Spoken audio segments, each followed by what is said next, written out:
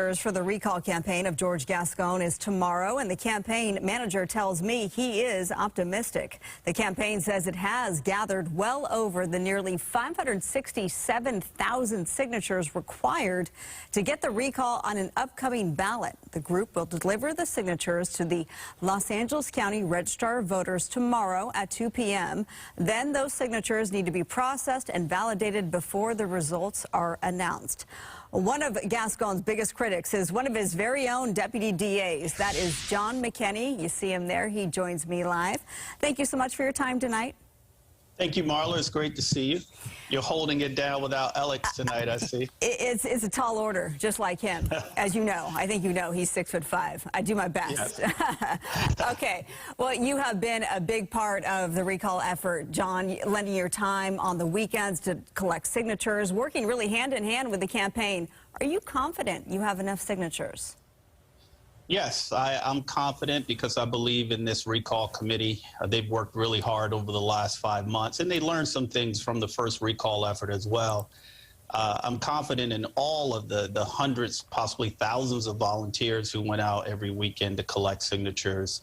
And from what I've been told, they have more than enough signatures to qualify Mr. Gascon for a recall election. So that's great news. Yeah, when I spoke to the campaign manager today, he did say that they're estimating essentially about 750,000. So the question is, well, is that enough cushion? Because a lot of them will be invalidated, and it's all about the validation of these signatures. In fact, he issued this statement. I want to read this to you and get your response to this.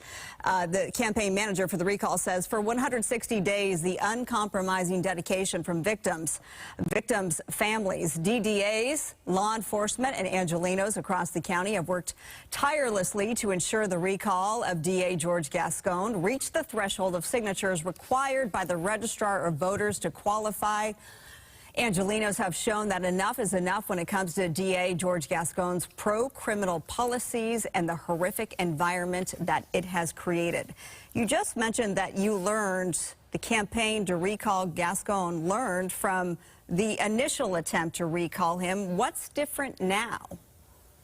Well, I think they had a much better organization the second time around. They raised money before they started the recall process the second time around. Gascon stayed in office a little longer, and the public could start to see the effects of some of his disastrous policies. That was hard to see in the first months after he took office.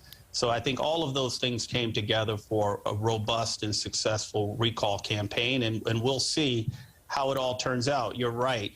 Even though they collected a historic number of signatures, and that alone is cause for celebration, there's a validation process that's very technical, and I think it'll be close, even with the 750,000 number of signatures, if that's what it is. I think it's somewhere going to be somewhere between 725 and 750.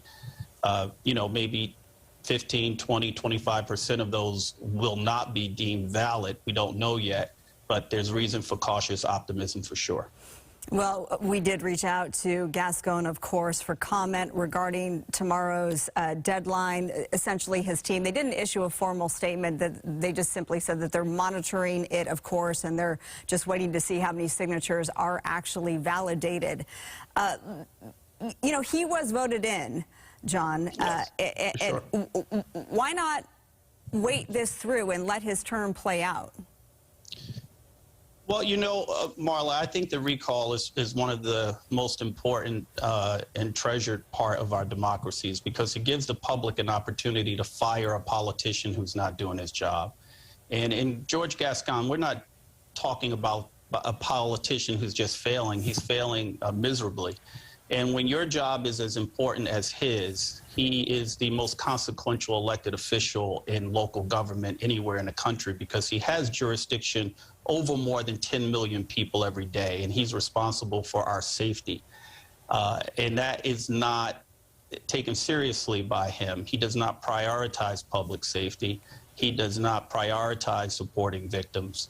And a rapidly growing majority of Los Angelenos see that, they understand that, and they know how dangerous it is to keep somebody like that in office for another 2.5 years. That's why we can't wait. Well, you just said yourself that it's likely going to be close. So if this doesn't pan out, this second attempt doesn't pan out, how do you see yourself moving forward within the DA's office? Given that I know it's an icy relationship, to say the least, you don't talk much to the DA himself anyway, right? Well, he's never called on me for a conversation, so the answer is no. But this is what I think we do. If this recall effort is unsuccessful, then we move forward doing the best we can to eke out as much justice as we can every day. The DA is under tremendous pressure because of this recall campaign. He has been walking back some of his policies, albeit very slowly and in a measured way and in a complex and complicated way.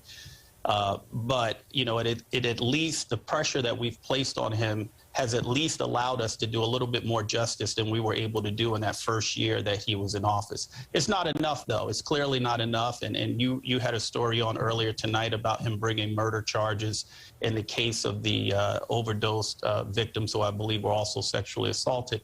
That I don't think would have happened without this recall effort. And so, you know, the public shouldn't have to have a DA who only acts in the public interest when he's forced to. So you think he was pressured? Yeah, right. Pressured to do that. Okay, well, whether it's in the recall setting or otherwise, are we going to see John McKinney on the ballot one of these days for LA County DA? Well, I'll tell you, if this recall is successful and an election is called, I do intend to run a vigorous, hard-fought campaign to restore public safety to Los Angeles and spread proportional justice throughout Los Angeles County. I think I have the experience to do it. I've been encouraged to do it by many of my colleagues, and I'm ready to take up that challenge if it comes. Deputy DA John McKinney, thank you so much for your time tonight, and we'll look forward to what happens in the coming days. I know it's going to take some time, if not weeks, to get those results finalized. Thanks. Yes. Thank you, Marla. Always a pleasure.